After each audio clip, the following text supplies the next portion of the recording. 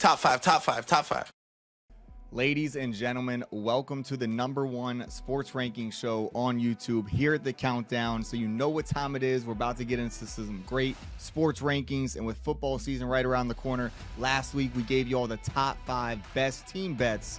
This week we're getting into the top 5 player props for the 2023 season. Let's go, Rob. Big-time players make big-time plays, and the players that we got on this list are big-time fucking players. But before we dive into this list, make sure you smash that like and double-tap that subscribe, because we're coming back every week with some fire-ass content. You know how it goes on the Countdown. We got that top 5, top 5, top 5. Right, so getting into number 5, we got Calvin Ridley starting off the list, going with his over on the reception yards. They got it at 875.5. That's just disrespectful. Yeah. Come on, man. We're talking about one of the best route runners in the game. People are acting like this guy got injured or something. Nah. He didn't get injured, okay? He was gambling. Big difference, all right? Big difference when it comes to at least what you expect from his production going into this season. He's as healthy as he's ever been. He's fresh. He's got a top quarterback to work with now as opposed to who he was with in Atlanta. He's got a great supporting cast around him, so you can expect to see less double coverages for Calvin Ridley. So he's going to get open. He can make yards after catch. There's a lot of opportunities to get those receiving yards, and I like Calvin Ridley going into the season so much that we're not going to have it as an official bet, but him leading the NFL in receiving yards is at plus 4,000. And when I see those odds with a player of his caliber, it's hard to pass that up sometimes, B.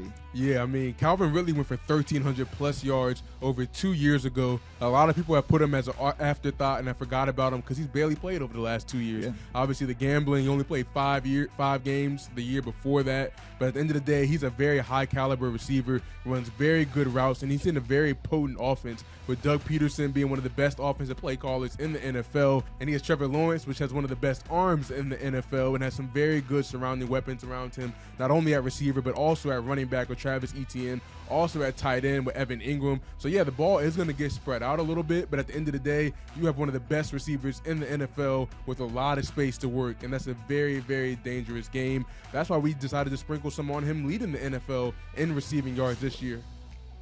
Just sprinkle a little bit on it. Like plus 4,000 odds is very, very, very good odds. And, you know, Calvin Ridley can really do it all. That's why he put up that 1,374, whatever it was a couple years ago. Absolutely. So getting into number 4, the reality is that overs are a lot less likely to hit than unders, Brandon. So we have to have some unders. So at number 4, we got under 2,600 passing yards for rookie Anthony Richardson. Damn, Rob, 2,600 sounds like a really, really low number. It does. But when you think about it, over the last 3 seasons, only 5 rookie quarterbacks have gone over. And the quarterbacks that have gone over are quarterbacks like Justin Herbert, Joe Burrow, Trevor Lawrence. Right. These are generational talents with very, very big arms. And we're not saying that Anthony Richardson doesn't have a very big arm. We're not saying he's not one of the most athletic, most talented quarterbacks in the NFL. But at the end of the day, he's going to rely on his legs very, very much. And when you think about him being in the backfield with Jonathan Taylor, you could see a lot of read option. You could see a lot of creative plays from the Colts next year. And it's not like the Colts have terrible weapons at the receiver position. I mean, Michael Pittman's a very good receiver. Alec Pierce showed a lot of flashes last year, but that's not enough for a quarterback that's coming into the league that's not expected to be a passer. If the Colts were smart, they would lean on his legs and Jonathan Taylor's legs as much as possible. But the only caveat to him not going over, or the only caveat to him going over 2,600 yards, is the fact that the Colts are garbage. So they might be in a lot of situations where they're down a lot of points and have to throw a lot. So that's the only thing you have to worry about. And that's a good point, Brandon. Like, we want to look at every potential objection to these bets so we can really understand, is it worth making these bets? And we obviously looked at that, and I think at the end of the day, sure, they could be down a good amount of games. They're not expected to win many games, but you got to look at what their play style is going to be like. They're going to be running the ball. They're going to be relying on that defense. That's going to lead to a lot of either low-scoring games or at least games that are closer than a lot of other teams that are just getting blown out type shit. And so when you have a situation like that, they're probably not going to be in many games where they're trailing by 3 touchdowns entering the second half or something where they have to really rely on passing the ball that much. So there might not be as many situations as you would think of them needing to pass the ball. And if they don't need to pass the ball, they're not going to want to pass the ball because they got one of the best running backs in the NFL, one of the best rushing quarterbacks in the NFL. That tandem alone, like you said, is going to be a major threat to any defensive coordinator's game plan. So they're going to try to ride that as much as they can, which is why this under 2,600 passing yards for a quarterback that doesn't have a great arm, hasn't really proven his ability to be consistently accurate without great weapons around him, without a great offensive line to block for him to get those passing yards and that time to make that happen, seems like a very solid bet to make. Yeah, and the Colts will be smart to be a very conservative team next year. The AFC South is very terrible. They're competing with teams like the Texans, so they should be very smart with being a very time management, clock management oriented team.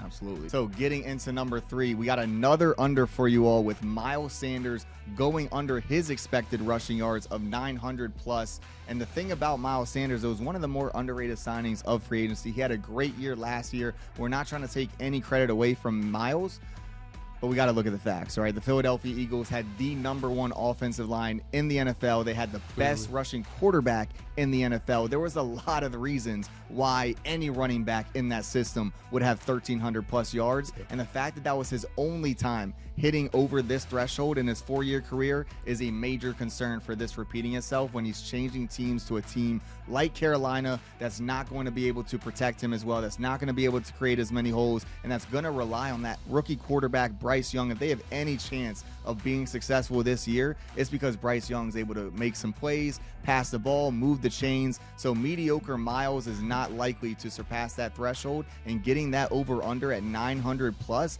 anything in that range, you got to hammer the under there. Yeah, Rob, I mean, you hit the nail right on the head. Mediocre Miles was in one of the best offensive schemes in the NFL last year, had a great offensive line, had a great running quarterback last year, had very good receivers, and had an excellent tight end in Dallas Goedert on top of that. Now he moves to the Carolina Panthers, who have a mediocre offensive line, a rookie quarterback, a decent to subpar wide receiver room, and at the end of the day, they also have Chuba Hubbard, who's a very good backup running back. And Miles Sanders is no threat in the receiving game, so he's really not even a 3-down back at this point in his career.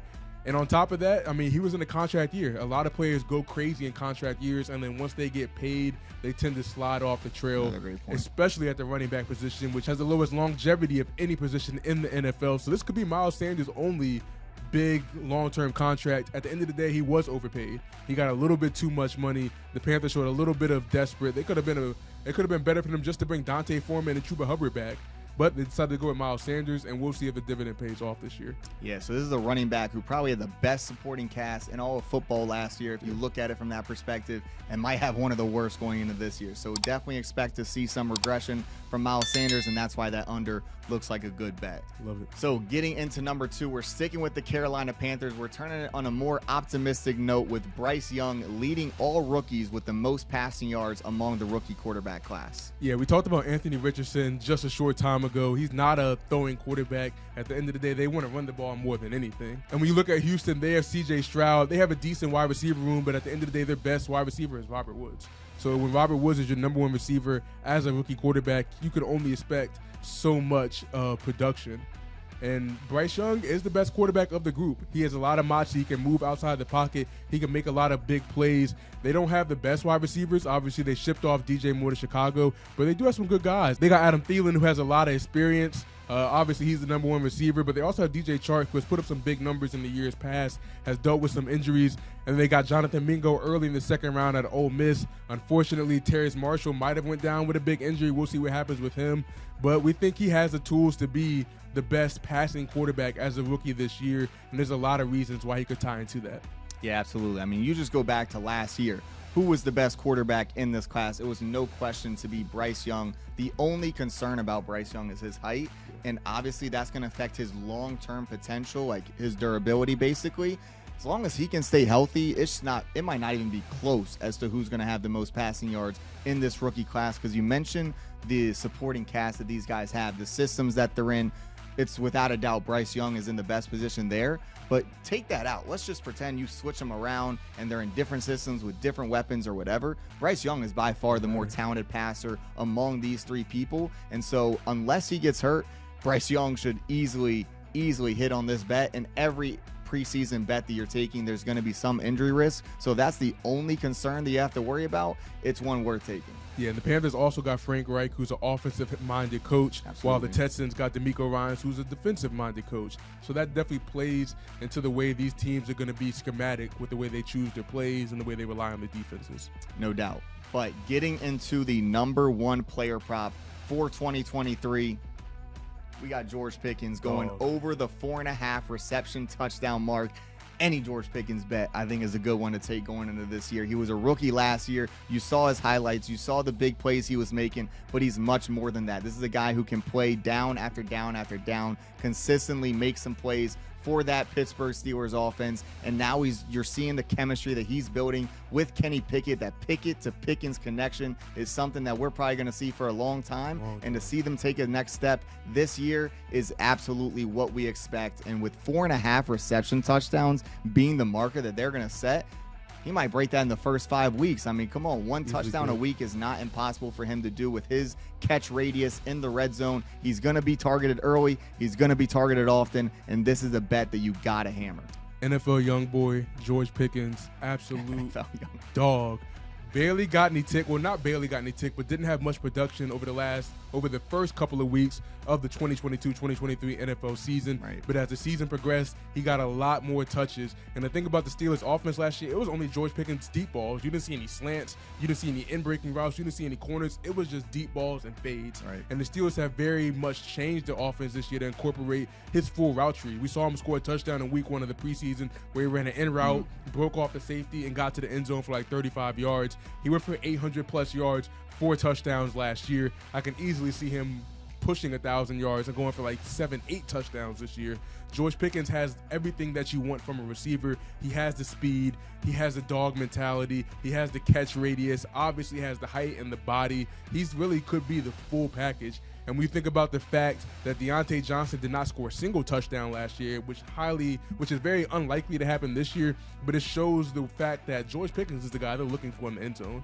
It's him, it's Freiermuth. Obviously, they added Allen Robinson this year too, but Deontay Johnson might be the #1 receiver on this year on the team, but they're looking for him to be the intermediate type of guy, the slot type of guy. Same thing from Allen Robinson. When they want the ball in the end zone, they're going to George Pickens. And when you think about George Pickens scoring 4 or more touchdowns or 5 or more touchdowns, that feels like a lock to me, Rob. I don't know about y'all, especially the way that we expect Kenny Pickett to progress this year. On top of that, George Pickens, Kenny Pickett, very, very scary combo for the foreseeable future in Pittsburgh. Yeah, I almost think it's more likely that Pickens doubles that expected ratio and goes 9 touchdowns than it is that he goes under that. So this is a great value bet. All 5 of these are really good bets to take for 2023. Getting into the preseason predictions, we mentioned it last week. PSO is becoming the premier resource for preseason predictions. We've been doing it for a few years. Our track record is pretty solid. We're continuing to get better, focusing on what's working, what's not working, and just try to give you all the best bets possible. George Pickens, Bryce Young, all these guys are great player props to take in 2023 and watch them thrive and watch your bank account thrive as well. Exactly. We're here to provide you value, and the best way to provide you value is to make sure that your bank account is heading this way. So before we go, smash that like, double tap that subscribe, because the countdown's coming back every single week with some fire-ass content. Believe that. See you all next time. Let's get it.